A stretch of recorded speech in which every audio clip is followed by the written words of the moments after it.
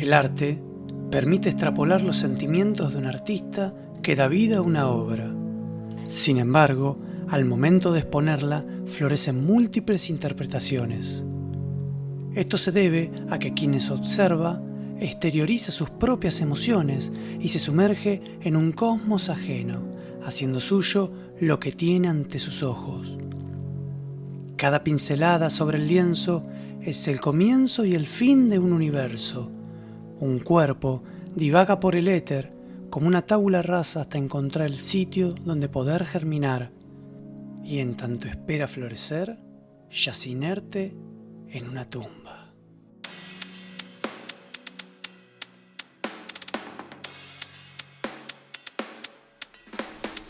Bienvenidos a un nuevo episodio de Un cadáver en 6 tumbas, un podcast de literatura, música y cine. Hoy el episodio 6, titulado Hay unas llaves perdidas, es un episodio particular, nacional, extremadamente nacional, en el cual, como siempre les digo, después les estaré develando el porqué del título. En este caso el porqué del título es más que una expresión, porque es una exclamación de hay unas llaves perdidas, una afirmación, de información, ¿no? Están diciendo que hay algo perdido, pero yo lo tomo desde otro lado, y después voy a explicar el por qué lo tomo de este lado. Pero hoy, bueno, vamos a hablar de, como dije, de nuestras 6 tumbas. Van a ser íntegramente nacionales.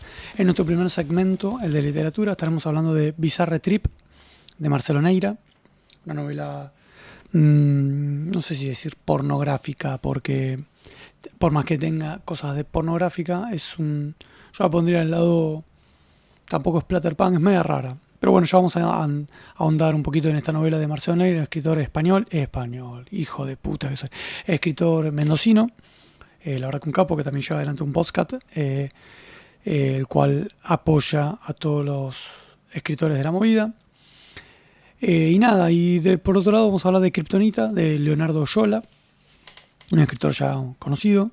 De hecho, esta novela ha tenido una adaptación al cine y después una continuación en serie. Esos son las primeras 2 tumbas en el segmento de literatura. En el segmento de música estaremos hablando de Extremo Sur, de No demuestra interés, y Realidad Virtual, de Diferentes actitudes juveniles. 2 bandas ultra under de una etapa de la Argentina denominada la Buenos Aires Hardcore, principios de los 90, finales diría tal vez con el tema de Existencia de Odio, pero finales de los 90, pero más necesariamente principios de los 90 hasta mediados. Eso no quiere decir que no siga existiendo el hardcore, sino el hardcore sigue existiendo con bandas como Minoría Activa. Mismo estas bandas han vuelto al ruedo. Creo que NDI sigue tocando ahora con Adrián Auteda. De hecho, un muy buen amigo mío, guitarrista de Síncope, Marcelo Baba, fue en un momento también el cantante de NDI. Gran músico, Marcelo. Le mando un saludo grande si estás escuchando esto. Y vamos a andar un poquito el por qué estos 2 discos. Y en el último segmento, el de cine, estaremos hablando de Hay unos tipos abajo, una película que tiene una particularidad, ambas películas que voy a nombrar, ¿eh? La otra es sumamente conocida, esta por ahí no es tan conocida, sino que comparten el protagonista, pero son 2 géneros distintos.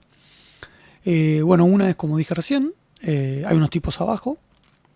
Es una película vamos a decirle, de suspenso, sí, tranquilamente entra dentro del rango del suspenso, con Luis Brandoni y Solita Silveira.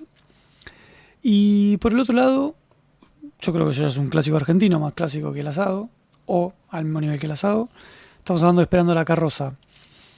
Todas estas elecciones, lo literario, los discos y las pelis, como siempre digo, hay un nexo en común. Y acá lo hay. Así que bienvenidos al 6º episodio de Un cadáver en 6 tumbas. Iniciamos.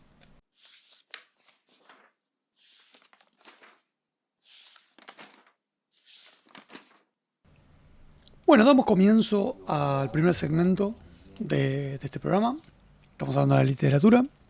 Tenemos 2 tumbas por desenterrar, 2 obras por conocer, 2 opiniones por escuchar. Y en este caso, bueno, vamos a, como ya dije al principio, vamos a hablar de Bizarre Trip, de Marcelo Neira, y Kryptonita, de Leonardo Oyola. Vamos a iniciar con la novelita de Marcelo Neira. Es una novela corta, es una novela independiente de las ediciones Anti-Ediciones, netamente punk, Creo que, si no me equivoco, la editorial la llevaba a cabo Marcelo, el mismo autor. Una novela de casi 100 páginas. Bueno, ¿qué pasó con esta novela? ¿Cómo llega a mi poder? Esta novela llega a mi poder por lo siguiente. Conozco a Marcelo a través de las redes. Tuvimos un par de charlas. La verdad que muy ameno. Y él me mandó de Mendoza un par de sus libros. Que hasta el momento solo leí Bizarre Trip. Y dije, voy a leerlo. Voy a darle una onda, ¿viste? Porque me había dicho, no, mira que es una novela un tanto pornográfica. De hecho, bueno, en la portada tenemos la cabeza de una mujer. Que a su alrededor hay una jeringa, una motosierra y una notebook. Es una novela escrita en el año 2012. Se basa todo en Mendoza, la ocasión del autor.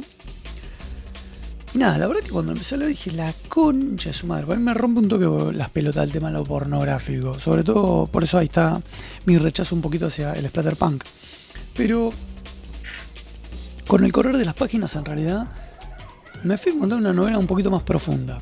Y acá quiero también hablar con esto del porqué del título. Bueno, no sé si hablar, pero ya tenía como un indicio de hay unas llaves perdidas, ¿no? En el episodio anterior hablé un poco de lo podrido, hablé un poco de la sociedad nipona, de estas cosas que callan. Y este episodio tiene que ver con por ahí esas cosas que tenemos ocultas. Y necesitamos esa llave para abrir e ingresar. Y todo lo de hoy habla un poquito de esto, ¿no? De lo que hay adentro, de lo que no queremos decir. Y creo que era ideal y muy acertado elegir Bizarre Trip. ¿Por qué? Estamos hablando de una novela de una mujer. Está toda contada en primera persona. O sea que tenemos su mirada, todo el tiempo su campana. Se acaba de separar, una piba sumamente religiosa. El marido se pegó el buque, le manda unos mails cada tanto, no sé dónde está. La mina se queda, vive por primera vez sola porque ella había vivido siempre con sus viejos, y cuando se casa a un departamento con la pareja. La pareja, bueno, de la noche a la mañana se pega el buque. Entonces la mina, en su momento, viste, como que el novio también era bastante retraído, como que el tema lo sexual no era muy activo. Y nada, ella tenía como fantasías. Y estando sola ahí se encuentra en su casa. Bueno, te van contando sus primeras, sus pajotas, sus cosas que hace, viste, con consoladores, con cosas. Todo este jugueteo. Y la mina empieza a ir un poquito más allá. Entonces empieza a chatear. En el 2012, ¿no? Estamos hablando ahí, recién arrancaba el Facebook. O el Facebook ya estaba, pero no teníamos las cantidades de redes que hoy en día. Es más, yo en esa época usaba de red social Taringa. Y creo que hasta el 2016 la usé también, ¿eh? Así que no, me llevó bastante tiempo. Bueno, y acá ella empieza, bueno, a jugar, a hablar con gente en los chats. Empieza a ver pornografía, cada vez más porno. Y la historia se centra en esto, ¿no? En cómo ella, su deseo sexual empieza a aumentar cada vez más, le empiezan a llamar la atención estas cosas, se quiere como regalar por la red. O sea, quiere que le hagan cosas que nunca había vivido. Y bueno, como dije también en el episodio anterior con el tema, hablando de la película de Tetsuo, ¿no? En algún momento el cuerpo pasa factura y van pasando cosas. Es obvio que esto no podía terminar bien.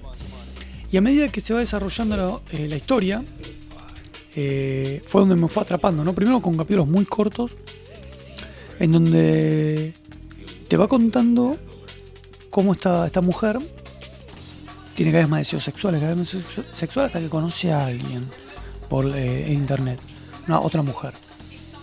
Se hacen amigas, comparten sus historias, que pan, se pasan películas porno. Ya lo porno, ¿cómo decirlo? Lo cuidado queda a un costado para entrar en algo más deep web, por así decirlo, más prohibido, mucho más enfermizo, morboso, tortuoso. Y acá se empieza a desarrollar toda la historia, poniéndose cada vez más turbia. Por eso yo creo que está, o malentendí yo, ¿no? Cuando el autor me dijo, no, es una novela pornográfica, creo que también me dijo que tenía elementos de splatter. Es subestimar a la historia. Es una novela corta en el cual, como dije, yo no soy un amante de este género para nada. Sin embargo, sorprende. ¿Por qué? Tiene un tercer acto increíble, un desenlace majestuoso, y que digo, bueno, puta, valió la pena leer todo esto, por más que me rompe los huevos, que siento que no me lleva a nada todo el principio, para este desarrollo, este final. Y considero que es una obra que que viene a colación y es ideal para este segmento de esto que tenemos, ¿no? Encerrado. Acá estamos hablando de una mujer, obviamente sumamente religiosa, que solo había estado con un hombre, que era su pareja. Y creo que esto de las llaves perdidas habla un poquito de esto, ¿no? De abrir y sacar toda esa mierda que tenemos adentro, eso que reprimimos. Sobre todo lo que vamos a hablar más adelante, lo que viene, que son de otras épocas, ¿no? Y nada, creo que es una novela súper recomendable. Primero es talento argentino, se desarrolla en Argentina. Y nada, es un poco chocante como inicia. Pero chocante, pues en el sentido del que el que no le gusta este género, el que le gusta está perfecto. Va a entrar como un vaca. Pero podemos estar desarrollando, la verdad que es muy buena. Así que súper recomendable. Bizarre Trip de Marcelo Neira, la verdad que novelón. Te felicito, colega. Tremendo, ¿eh? Así que esa es la primera tumba de este programa. Y vamos a pasar a la segunda tumba, que es Kryptonita de Leonardo de Oyola. Solo leí esta novela de Oyola. Siempre estuve y tengo ganas de leer otras como Chamamé, hay una que se llama Ultratumba, y nunca tuve la oportunidad. Bueno, igual partamos de la base de cómo llegó a esto. Es como que medio raro, siempre llego a los libros, a los discos, siempre por algo medio bizarro. Yo conocí la película Kryptonita, esta que está, ¿cómo se llama? Juan Palomino, está Capusotto, Pablo Rago, también tenemos a este pibe Vázquez, no me acuerdo el primer nombre, la verdad. Me acuerdo cuando leí la película no me gustó mucho. Ah, está Sebastián también, el que estaba en Montaña Rusa, no me acuerdo ahora, que también es súper friki, pero es una peli que no me había gustado mucho, la temática. Miento, me gustaba la temática, pero no me llamaba mucho la atención cómo estaba hecha, y como no le di mucha bola. Y una vez viene un ex compañero del trabajo, me dice, che, mi mujer se quiere sacar un montón de libros de encima, te los traigo a vos que te gusta leer, bueno, dale. Y entre esas novelas, primero entre esas novelas, de todos esos libros había un montón de cosas que era una poronga, la verdad. Y encontré cosas muy buenas, entre ellas a Patricia Cornwell. Yo me empecé a ser más fanático de Patricia Cornwell gracias a que en ese lote estaba Un ambiente extraño. Novelón, pero bueno, no viene al caso ahora. Ya en algún momento hablaremos un poquito de Patricia Cornwell, me parece una escritora excelente, en la cual es bestseller en Estados Unidos, vende millones de libros y acá no la juna nadie. Y sin embargo tiene un montón de libros traducidos, pero bueno, no viene el caso. Y dentro de ese lote veo que estaba Kryptonita, con una portada que decía Leonardo Oyola, un tipo con una remera de Superman y tomando un mate. Obviamente que es de Random House, o sea, es una editorial grosa. Y yo no tenía ni puta idea que era basado en un libro. Bueno, después empecé a investigar y bueno, como que Oyola estuvo metido en el guión. Después me enteré que Oyola también fue discípulo de Laiseca. Yo no la conocía, la verdad. Y cuando leo, la dejo ahí tirada un tiempo. Y cuando la leo, me encontré con algo genial. Pero muy genial. Superior a la película. ¿Qué es Kryptonita? Para aquellos frikis fanáticos del cómic, o no del cómic, sino también de los superhéroes, saben que la Kryptonita es aquello, es una piedra de Krypton, que es lo único que le hace daño a Superman, a Clark Kent, ¿no? Y uno puede decir, ¿qué carajo tiene que ver esto? Bueno, Kryptonita es una novela argentina. Creo que Oyola, por lo que sé, por lo menos con lo que leí esta novela y por lo que tengo entendido, es un tipo muy de acá, que creo muy de Argentina, y queda en evidencia en esta novela. Estamos ante una novela que se puede tomar como una sátira, pero que habla de la villa, habla de todo esto, por todo viene en este capítulo de Hay unas llaves perdidas, de hablar de todo lo que tenemos adentro, de todo lo que está escondido. Y acá estamos hablando de un montón de personajes, buenos y malos, no importa, que tienen poderes como si fuera la Liga de la Justicia. Pero son distintos. Yo que sé, el que viene a ser Superman se le llama Nasta Super. El que viene a representar a la Mujer Maravilla es un travesti, que se llama Lady Di. Y así, cada uno tiene esto. Y todo se desarrolla en el conurbano bonaerense, en zona oeste. Y te van contando las peripecias, cada una de las aventuras, tanto desde que adquirieron sus poderes, no adquirieron, sino que ya está prearmado, como que los tienen así, y cómo viven en la villa, ¿no? La pelea con la yuta, y cuenta con esta marginalidad que es extrema, porque la novela va mucho más allá. En la película solo se están en un hospital, el cual quieren curar a Palomino, que viene a ser Nasta Super. Acá pasa lo mismo, es como la historia, el eje central, pero van teniendo los flashbacks cuando hablan de que han ido a boliches, han ido a fiestas, los choreos, o sea, cómo lo que es el barrio, cómo es la yuta, con el tema de, de la gente de las villas de emergencia. Y esta novela, que puede no gustar, porque seguramente no le gusta a todo el mundo, sobre todo a aquellos que, que no les gusta el voceo, el argentinismo, la puteada, esta novela lo tiene todo. Tiene todos los condimentos. Muchísimos berretines de verdura, muchísimos rochos a diestra y siniestra. Habla en detalle de los que son los barrios del conurbano, de zonas de como Catán, zonas como Casanova. Y cuando la empecé a leer me atrapó totalmente. ¿Por qué? Por el léxico que tiene, por lo bien logrado que está, por lo bien orquestada que se va desarrollando la historia, con los flashbacks, con lo que cuenta cada personaje, por cómo aquellos que conocen, necesariamente no hay que conocer los poderes que tiene Superman o Batman, quien sea, para darse cuenta que cada personaje pues, se puede leer tranquilamente. Pero aquel conocedor te das cuenta, este viene a representar a Flash, este viene a representar al detective marciano, así. Y esa originalidad que le dio, o esa impronta que le dio Yola, llevándolo al argentinismo, es también una llave a la entrada del conurbano. Porque a veces, aunque en los últimos años se empezó a contar un poquito más esto, lo que son historias en el conurbano, sobre lo visual ya lo veníamos teniendo con Pixar y Rafazo, el Polaquito, por ahí Fuera de Cerebros en los 90 y tantas otras pelis. Pero en literatura yo creo que faltaba un poquito de eso. Otra vez lo había y yo no lo conocía. Y siento que Oyola, no creo que haya sido el primero, pero sí su obra llegó a una película y sí después tuvo una continuación llamada Nafta Super, que salió por Space, pero cambiando los personajes. Los actores, digo, perdón. Y eso es todo un hito en Argentina. Es la verdad un éxito. Y considero esta obra no fundamental, sino que es una obra que te permite una entrada a un mundo que por ahí uno no conoce y también un lenguaje, porque tiene que ver mucho con eso, ¿no? El tema de las clases sociales viene también con la desfiguración del lenguaje y cómo se va destruyendo el lenguaje, y eso es cómo nos vamos mimetizando y cómo esa construcción o esa deconstrucción, o esa destrucción, mejor dicho, empieza a llegar a otras clases sociales. Como yo no hace mucho hablaba, por poner un ejemplo idiota, el tema del mate. Cuando yo era pibe pensaba que en casa se tomaban mate porque éramos obviamente clase media baja. No sabía lo que era una clase en realidad. Y yo pensaba que la gente de plata no tomaba mate. Y de hecho no, ahora en día es de cheto, van cambiando las cosas. Pero bueno, esta novela nos permite entrar también en un submundo, como lo es el tema de la droga, el tema de la subestimación y el abandono en la villa, y cómo esta gente intenta sobrevivir ante una policía corrupta, a una bonaerense de mierda, la cual sigue existiendo, ¿no? Y nada, está buenísimo porque y la traje también este episodio porque nos permite esto, ¿no? La apertura, hay una llave perdida, que después voy a explicar de dónde sale ese dicho, esa frase mejor dicho.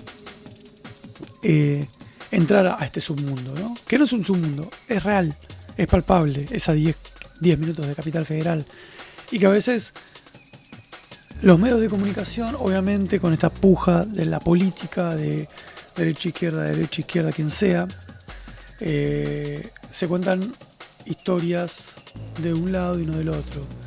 Y Argentina yo creo que tiene un gran abandono, y esta novela habla un poquito de ese abandono, habla un poquito de esto de lo que es sobrevivir el día a día en este tipo de lugares. Así que nada, con esto vamos a cerrar la segunda tumba de este primer segmento. Por más que no haya contado nada de la novela, tiene un adelanto que es, imagínense, es como una Ucrania, ¿no? Imagínense superhéroes, pero que en vez de haber nacido en Estados Unidos o en un feudo, hayan nacido en el conurbano bonaerense. Se las dejo ahí. Ya creo que con esa premisa es altamente atractivo. Así que nada, vamos a cerrar este primer segmento para pasar al segmento de la música.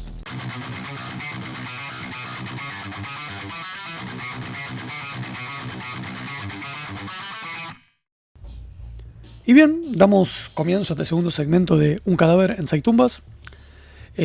Ahora vamos a hablar, tenemos 2 tumbitas para desenterrar, que son 2 discos. Vamos a hablar de Extremo Sur, primer disco de No Demuestra Interés, y de Realidad Virtual, primer disco de Diferentes Actitudes Juveniles. Voy a empezar hablando de No Demuestra. ¿Por qué voy a empezar hablando de No Demuestra?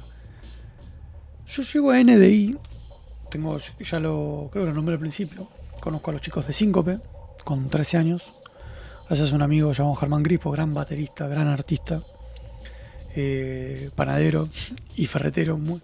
También coloca aires acondicionados, el hijo de puta. La verdad que es un marido de domicilio. Conozco a los chicos de Síncope, que les mando un abrazo grande, sobre todo a Marcelo Baba y a Matías Díaz, alias El Pela, con quien tuve la suerte de compartir escenario, grabar y salir de gira. La verdad que los chicos siguen vigentes, son un ejemplo de lo que es el under. Yo aprendí lo que es el under gracias a ellos. El trabajo, la humildad, son docentes, son artistas plásticos, son gente maravillosas, que en algún momento les voy a dedicar un episodio a ellos, porque los considero unos artistas natos. Pero bueno, conozco a los chicos y a partir de ellos empiezo a meterme en esto que era el hardcore y el hardcore nacional. Mi fascinación en un momento por el hardcore vino por lo argentino, ¿no? Esta historia rica que tiene y que fue la Buenos Aires hardcore, etapa principios de los 90, como todo este submundo que se armó en la época del menemismo, ¿no? Con bandas como Los Muertos, Actitud, Hermética, Orcas, bueno, y el hardcore no estuvo exento de eso, como también lo fue el punk. Y que esto viene también un poquito de la mano del punk, pero el hardcore todavía es más under que el punk. Yo No Demuestra Interés y los escucho por primera vez y digo, che, me tengo que comprar un disco. Y que de hecho los tengo acá, escuchen. Tengo los 2 discos acá enfrente. Me compré una edición remaster en su momento, porque estos discos los había sacado Frostbite a principios de los 90 y bueno, me lo compré por Patea Records, si no me equivoco. Creo que el otro después lo sacó, me imagino que habrá sido, lo sacó Mentes Abiertas, bueno. Me compro No Demuestra Interés, Extremo Sur, una versión remasterizada, que es este disco. Este es el primero y no es el primero. Ellos habían grabado unos temas que no llegaban a salir en ese momento, y como no llegaba más, decidieron sacar Extremo Sur. Extremo Sur es un disco de 15 temas que van al hueso, temas de 1 minuto, minuto y medio. Y la particularidad que tiene NDI de otras bandas de hardcore, sobre todo las bandas de hardcore argentina, hay un mensaje, como su tercer disco, no preciso de imagen, ¿no? Hablan por ahí más de una forma abstracta y no tan política como si lo hace Diferentes, Actitudes Juveniles, como tal vez lo hizo Edo, como tal vez lo hizo tantas bandas de esa época. Y esa simpleza que le daban los temas y los gritos de Adrián, quiero aclarar algo. Mi disco favorito de No Demuestra Interés es Mensaje no preciso de imagen, el tercero, disco que no fue valorado en su época. Creo que fue disruptivo, fue una vuelta de tuerca en el hardcore, pero bueno, tal vez no estábamos preparados en ese momento para ese disco. Pero Extremo Sur sí, es un disco a los palos, un disco rápido, veloz, violento por así decirlo. Hay una canción que se llama Violencia. Tenemos 15 canciones al palo y esta canción tiene este disco tiene un bonus, que es una canción en vivo del primer tema, que es Debes quitarte el uniforme. Y acá viene el título de este episodio. Apenas arranca la canción, Adrián en el en vivo dice: hay una llave perdida. En mi adolescencia lo tomábamos a modo de chiste con algunos amigos y conocidos del barrio y siempre jodíamos con que hay una llave perdida y tomábamos elementos que escuchábamos en discos en vivos, como el de Iorio en Lo Último, cuando dice que escupí la concha de tu madre, y lo replicábamos todo el tiempo. En este caso yo quise usar esta frase de hay una llave perdida para hablar de esto que tenemos adentro, ¿no? El argentino. Por eso el episodio, ¿no? El título del episodio. Y en el hardcore hay, ¿no? Un poquito de esta violencia. Porque temas a los palos, temas directos, temas al hueso, temas de 1 minuto, que nos cuentan historias rabiosas. Y Extremo Sur es eso, es un disco rabioso, es un disco que va de una, es un disco sensacional que arranca, como ya dije, con Debes quitarte de uniforme, seguimos con Patea el eslogan, No es por mí, No demuestra interés, que todo sea para bien, que es una de mis canciones favoritas, Cargando mi odio, Siempre engañado, Por debajo de tus influencias, etcétera, etcétera, etcétera. ¿Y qué empiezo a encontrar, ¿no? Con este tipo de banda? Acá, bueno, acá está discriminación, ceguera juvenil, no emoción, violencia, mirando mi tiempo. Empiezo a encontrar una movida en el hardcore, que no, obviamente no las son todas, que hablaban en ese momento, pregonaban el tema de la no violencia, el tema de la unión de grupo, ¿no? Muy nicho todo esto, mucho más nicho que el punk. Y me encantó, porque esto yo lo veía plasmado en los chicos de Síncope y en otras bandas que iba conociendo en ese momento, como Ibacuyas, o bueno, y terminó siendo también la idea o la madre para que yo formara mi propia banda de hardcore con 16 años. Pero eso va a quedar para otro, tendré un capítulo especial más adelante, así que ya les contaré un poquito más. Y traigo acá este disco Extremo Sur porque nada, es eso, es extremo. Toda la movida que fue armando el hardcore en los 90 con Catalina Sur. Y creo que es un disco que tenía que ponerlo acá porque habla de los no eslogan, habla de la no discriminación. Creo que el cantante Adrián es un tipo muy completo. Sus otras bandas demostró lo mismo, esa humildad, el saber que no se iba a ganar un mango con esto. Y creo que a día de hoy no lo debe hacer. Y nada, es un disco que altamente recomiendo a aquellos que quieren entrar en el hardcore. No estamos hablando de un hardcore muy a lo Madball, no es un hardcore muy anti-front. Yo considero que Extremo Sur, de No Demuestra Interés, es un disco más a los Warzone o a los 7 Seconds. Es un disco con una leve distorsión, un overdrive y a los palos, sin doble masa, con canciones directas. Y nada, es un re discazo. Y de acá pasamos a la segunda tumba de este segmento. Hablamos de realidad virtual, de diferentes actitudes juveniles. Su primer disco, sacaron 2 discos. Y esto sí que es una pata en la nuca. DAG, diferentes actitudes juveniles, crea su propio sello, Mentes Abiertas, el cual saca un primer compilado, en donde se desprende el tema Buenos Aires Hardcore, que es el que le dio el nombre después a toda esta movida, y Poder Juvenil. Y en ese mismo disco también estaba los primeros demos de 2 minutos, mucho antes que salga Valentina Alsina. O sea que están todos emparentados, Mentes Abiertas, la discográfica. Para el año 92, si no me equivoco, sacan este discazo llamado Realidad Virtual. Acá sí estamos con letras muchísimo más elaboradas, con un hardcore más a las Naughty From de principios de los 90, con, no sé si heavy es, porque no tiene un heavy, pero es un hardcore que habla de esto de no venderse, que habla del nuevo orden mundial que estaba viendo en los 90, que te habla un poquito del tema del consumo animal que ya estaba mal. Siempre consideré esta banda como evolucionados, ¿no? Porque ya a principios de los 90 estaban hablando de esto. El cantante Lucky, tengo entendido que estudiaba filosofía, o sea, gente culta. No eran simplemente unos tomavinos de la esquina. Y eso es lo que en su momento me llamó la atención de toda esta movida del hardcore, que eran tipos que lectores, que estaban en otro palo, que incluían, ¿no? En un momento en el cual nos hacía. Y nada, y traigo este disco acá, Realidad Virtual, porque es un disco que habla de lo que es la Argentina en ese momento, como despojado de igualdad, libres y fuertes, ignorando su dolor, justicia, víctimas, sin necesidad, hasta el final, ¡poh! No más odio, que es algo recurrente, ¿no? De estos tipos de bandas de los años 90 que hablaban del no odio, de la no discriminación, un poquito más adelantados, ¿no? No calles nunca, estado de violencia, nuevo orden mundial, basta, no formaremos parte de tu show, propia convicción, etcétera, etcétera, etcétera. Estamos hablando de un disco también a los palos, al hueso, un disco tal vez más elaborado de lo que es Extremo Sur de No Demuestra, pero más elaborado en tema de contratiempos, porque el disco No Demuestra Interés, Extremo Sur, es un disco que arranca rápido, termina rápido. Es así. No hay un cambio de tiempo en los temas, muy raro, creo que en Fe y el principio de Debes quitarte el uniforme, pero en definitiva es un disco bastante cuadrado, por así decirlo. Eso no le quita mérito, sino que es un discazo. Y en el caso de Realidad Virtual, de Diferentes Actitudes Juveniles, ya es un disco con más desarrollo, más trabajo, vamos a decirle técnico, bueno, digámosle técnico. Las letras son excelentes, el arte de tapa me parece excelente, es un nene con una máscara de gas en una plaza detonada, más o menos una placita que hay acá en mi barrio, que ya no está más detonada.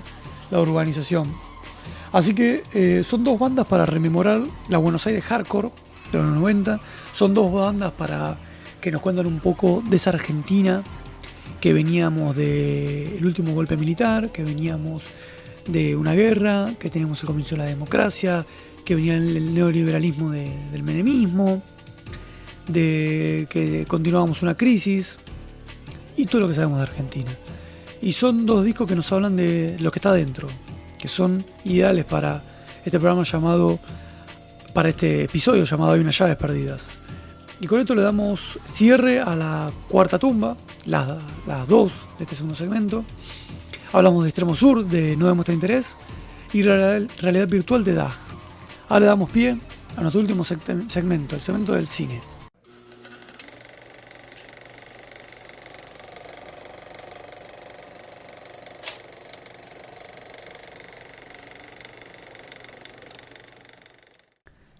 Y bueno, proseguimos para darle cierre al segmento anterior.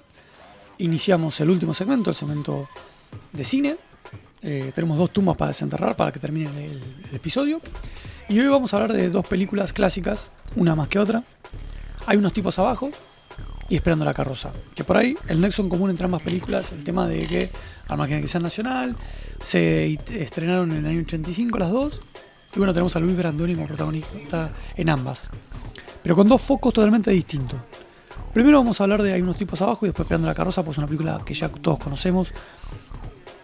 Pero bueno, viene después. Hay unos tipos abajo, ¿qué es? Tengo entendido que no sé si está basado en un libro o la novelización vino después. La verdad que no sé si vino primero la gallina o el huevo, la verdad que no tengo ni idea. Sí recuerdo haber visto esta película en Volver. Es una película que creo que no se volvió a remasterizar, o no se remasterizó, mejor dicho. Así que si quien la ve, creo que está para verla en YouTube, si no me equivoco. Tiene rayitas, media chota. El look de Brandoni es similar al papel que hace Esperando la carroza. Tal vez será porque se hizo el mismo año. Casualidades. Está con su bigote. ¿Y qué es Hay unos tipos abajo? Es básicamente lo que dice el título, ¿no? La película está ubicada en el año 78, época del Mundial Argentina, y época de lo denominada proceso de reorganización nacional, la última dictadura, la dictadura infame que tuvimos en Argentina. El protagonista es un periodista que llega a la casa, te lo muestra a Brandoni caminando por el centro porteño, y a mí este tipo de películas me gusta cuando veo cómo fue cambiando Argentina. La verdad que está muy piola. Bueno, te muestra a un Brandoni comprando un chupete, tanto comprando una botella de whisky. No sé si en Argentina en los 80 se tomaba whisky, la verdad que no lo sé. Tampoco me resulta extraño no verlos tomar mate, no importa.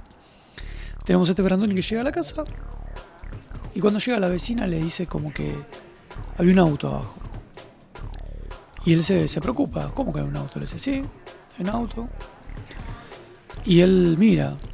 Bueno, y acá empieza toda esta psicosis que va llevando la película, ¿no? Obviamente hay unos tipos abajo, estamos hablando de que Brandoni ve todo el tiempo que hay alguien, Brandoni, no solo Brandoni, amigos de él también, que está en un auto, gente en la esquina, siempre los mismos. Entonces empieza a sentir perseguido. La paranoia empieza a aumentar, ¿no? Entonces él se lo comunica a su novia. Su novia dice, che, pero escúchame, ¿pero vos estás metido en algo? No, yo no estoy metido en nada. Pero está en el periodismo. Se lo cuenta a unos amigos, porque él se quiere ir de su casa. Los amigos se preocupan. ¿Qué pasa? Esta película lo que tiene es, ya está hecha con el diario del lunes, ¿no? Yo no sé si en los 70 obviamente se sabía. Hay familias que por ahí lo sabían, porque habían tenido un conocido que había sido desaparecido, o ya estaba el movimiento de las madres, pero no sabía a ciencia exacta lo que estaba pasando. Y obviamente esta película, como dije, está hecha con el diario del lunes, y ya habla, ¿no? de esta, digamos, esta paranoia que tiene la gente. Claro, vos imagínate, sabés que están secuestrando gente con un Falcon. Y que están siempre, y es todos los días el mismo, macho. Se te llena el culo de preguntas. Lo entiendo totalmente a Brandoni. También la entiendo a Luisina Brando, que hace un papelazo, para mí es muy bueno. Yo creo que esta película está muy bien actuada. Me gustan. Está Solita Silveira también, que hace como una actriz bisexual que suma un condimento para contar darle un poco de paz a este tipo que está paranoico, que se quiere ir de la casa, y para contar otro tipo de historia. Creo que es una historia por ahí, una película medio adelantada a su época, ¿no? Hablando del tema, poniendo a la Solita como lesbiana, bisexual en realidad, porque es bisexual. Como la novia de Brandoni tiene una hija, está separada. Bastante rara para esa época. Y bueno, yo creo que por ahí se toma como que ellos ya saben de esto, sobre todo Brandoni, pues es periodista. Y Brandoni está toda la película tratando de subestimar y a su vez no. O sea, no subestimar, sino que decir, a mí no me pueden hacer nada porque yo no hice nada. Pero él dice eso y queda en palabras, pero en realidad se empieza a poner nervioso, mira por la ventana, se está persiguiendo, va a comprar. Nada, está todo cagado. Se va a la casa de la novia, se va a la casa de unos amigos, los amigos le dicen, che, mirá, pegate el buque, pues nosotros nos da miedo. Y todo ese desarrollo la convierte en una gran película de suspenso, en un gran thriller, en donde la paranoia va aumentando y por momentos me hizo acordar a La ventana indiscreta de Hitchcock, aunque eso es distinto. Estamos hablando de alguien que ve, pero acá también ve a través de la ventana y a través de los rumores. Lo que sí tienen que ver es el tema de la paranoia, cómo se va aumentando. ¿Es real, no es real? Porque no hay indicio de que lo quieran secuestrar. Porque a ver, si lo quisieran secuestrar, él pasa como varios días. Va, viene, según él lo están siguiendo. Entonces, la película se desarrolla con esto, con la incertidumbre. Y nada, me parece una genialidad. Y la traje acá, a este episodio, Hay unas llaves perdidas, porque me interesaba hablar un poquito de esto, ¿no? De cómo esta película abre un poquito a lo que era la gente en los 80, en cómo había un miedo también en la época, en los 70, de la dictadura, en cómo no se quiere hablar, no se quiere levantar la voz, todo ese miedo que había, en que por más que uno no haya hecho nada, había chances de que te secuestren, en cómo te van dando la espalda a los seres queridos por miedo, ¿no? Porque hay que haber un miedo real. Y eso fue lo que tuvo que vivir Argentina entre el 76 y el 83. Una época nefasta. Y creo que estaba buena traerla acá, ¿no? Y ahora pasamos a nuestra última película. Que bueno, qué decir, ¿no? De esta película de Doria. Esperando la carroza. ¿Por qué traigo Esperando la carroza acá, no? Yo creo que Esperando la carroza es una película que no envejeció mal, que tiene 40 años, creo que este año cumple 40 años si no me equivoco. Sí, creo que sí. Creo que es una película que deja en evidencia que somos así, el argentino netamente es así, sobre todo los que somos de familia de españoles, de italianos. Yo soy descendiente de italiano y de español, así que y me siento identificado con estos personajes, no por mí, sino por mis abuelos, mis tíos. Y es una película que se nota que cada vez que la pasan en Telefe te marca, no sé, 15 puntos de rating, o sea, loco, dale, que sigue la película sigue gustando. Y que es una película de la cual durante mucho tiempo creo que la consideramos una comedia. Hoy por hoy sigo encontrándole escenas que me sigo riendo, tanto de China Zorrilla, que creo que es el personaje principal. Yo creo que esta película, por más que todos tienen su parte tenuta, de gracia, el mismo Brandoni, Grandinetti sacando esas dos pelotudeces que dice, Enrique Pinti, bueno, Gasalla mismo. Yo creo que si hay, bueno, Betiana Blum, me estaba olvidando, si hay un personaje principal en esta película, es China Zorrilla. China Zorrilla, no hay. Es clásica, la mujer argentina que guarda todo, que bicha. Todos los personajes de esta película tienen algo escondido. Y esto es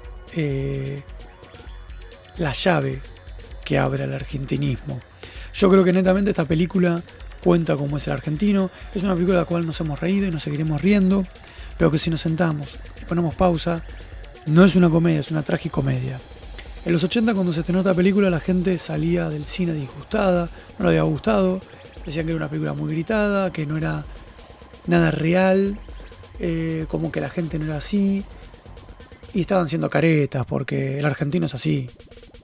Acá te muestra el hermano Garca, el hermano ventajero, cómo abandonan a una madre, la escena que Gasalla, hablando, o sea, siendo el personaje Mamá Cora, habla de cómo el marido no le había hecho faltar nada, pero la recagaba trompada y a los hijos los encerraba, todo normalizado. Y esto viene con esto de hay unas llaves perdidas, de abrirse, y que esta película se vende como una comedia, que es una tragicomedia, es una sátira, se vende como una comedia, pero lo que está mostrando es la mierda de lo que está pasando en cada casa, ¿no? Como después también Doria lo hizo, el director de la película, lo hizo con 100 veces no debo, de cómo querer vender algo, también con Brandoni, ¿no? Y con la gran Norma Leandro, que se quiere vender algo pero no lo es. Y esta película, Esperando la carroza, tiene todos estos condimentos, los cuales nos podemos cagar de risa, pero tiene un montón de cosas para analizar, muy profundas. Desde Brandoni mirando el orto a la sobrina, Blum garchándose al cuñado, el abandono que hacen con Mamá Cora, cómo echan a Mamá Cora de la casa y China Zorrilla se queda viviendo en la casa, cómo tienen una hermana que vive en la villa y realmente les chupa un huevo. Nada, todas estas cositas, cómo nos van a ver a la madre también. Hay un montón de cosas para debatir, que creo que es una película la cual estaría bueno hacer un debate, porque lo merece. Creo que Esperando la carroza es la película argentina. Entiendo que por ahí muchos, es un cine muy particular, es una película muy nuestra, el cual obviamente no la puede ver alguien de afuera y sentirse identificado, o por tal vez alguien que no haya tenido este tipo de familia se pueda sentir identificado. Yo creo que muestra los pros y los contras, lo negativo y lo positivo que tenían esta familia y que tienen. Las cosas fueron cambiando, ¿no? Pasaron 40 años, pero creo que la convierte en una película de culto y que nos ayudó o quiero creer, ¿no? Que nos ayudó a reconocernos como personas, y a reírnos de lo que fuimos, o de lo que fueron nuestros padres, de lo que fueron nuestros tíos, nuestros abuelos. Y no sé, no justificar, no minimizar, ¿no? Como hace Mamá Cora minimizando la violencia, cosas que antes eran normalizarlas y no estaban bien. Fue cambiando la sociedad. Y esta película yo creo que abre en ese momento, fue una bisagra para empezar a abrir. Creo que por ahí llegó demasiado pronto, por ahí es una película que tal 10 años después hubiese tenido más éxito, porque de hecho es una película que no fue éxitos en el cine, sino que el rango de culto se lo dio después la gente. Y nada, yo creo que, como dije, creo que es la película argentina por excelencia. Podría decir que mi película favorita argentina puede ser. Es una película que no me canso de ver, pero no me canso de ver. Con los años, tengo 36 años, tal vez la primera vez que la vi tenía 10, le sigo encontrando cosas y que digo, puta madre, mirá lo que es esto, nada. También fue una obra de teatro. Después hubo una fallida secuela 20 años después, que yo la verdad que no la vi, pero bueno, ya hacer una secuela sin China Zorrilla, yo creo que es innecesario. Tampoco estuvo Pinto, tampoco estuvo Grandinetti, sí estaba Brandoni y Blum. Creo que estaba Tenuta también. Y nada, la verdad que yo no la vi, no me interesó, por ahí en algún momento la vea. Y no quiero contar de qué se trata la historia, porque a ver, ¿quién no conoce Esperando la carroza? Y si no la conocen, chicos, hay algo que está fallando. Yo creo que deberían ver esta película. Cualquier argentino debería verla. Y cualquiera de afuera también, porque yo me he reído con comedias muy españolas, como La Comunidad, que por ahí no entro en tono con los chistes o comedias yanquis o inglesas, si uno entiende el contexto. Es siempre contextualizar, ¿no? Comprender cómo es la movida. Pero creo que obviamente tiene un condimento o un agregado especial si uno viene de este tipo de familias. Y Esperando la carroza yo creo que es, por lejos, la mejor película argentina, ¿no? Pero bueno, eso, para gustos colores. Estamos cerrando este tercer segmento. Hoy hablamos en este episodio 6, denominado Hay unas llaves perdidas. Frase sacada, robada a Adriana Uteda, cantante de No demuestra interés. Lo uso como punto de partida para abrir un poquito, ¿no? Todo lo que tenemos adentro, lo bueno, lo malo, la mierda, lo positivo, lo negativo, la diestra y siniestra de lo que tiene el argentino y que tenemos un montón de cosas. Hoy hablamos, desenterramos 6 tumbas. El primer segmento de literatura estuvimos hablando de Bizarre Trip de Marcelo Neira, libro que recomiendo leer. Kryptonita de Leonardo Oyola, también recomiendo leerlo para aquellos que quieren aventurarse a esta realidad, porque este libro tiene más de 15 años, no sé si más, y hoy yo creo que es peor lo que está pasando en el conurbano bonaerense. Después hablamos de el segundo segmento de música de Extremo Sur, de No Demuestra Interés, y de Realidad Virtual, de Diferentes Actitudes Juveniles. 2 discos emblemáticos de la Buenos Aires Hardcore. Creo que tendría que haber puesto alguno de Existencia de Odio, como para hacer esa trinidad de lo que fuera Buenos Aires. Y en el segmento de cine hablamos de Hay unos tipos abajo, película de suspenso de Luis Brandoni, con Luisina Brando y Soledad Silveira, en un pequeño papel Soledad Silveira. Y el clásico de Doria, el gran clásico argentino, Esperando la carroza. Espero que hayan disfrutado este episodio. Espero que estos pequeños comentarios, estas pequeñas opiniones, reseñas sirvan para conocer nuevas cosas. Y nada, que hayan disfrutado un poquito de este programa. Realmente, si no conocen Esperando la carroza, muchachos, no sé qué están esperando. Por favor, ya mismo se la van a ver. Esto fue Un cadáver en 6 tumbas. Nos vemos en el próximo episodio.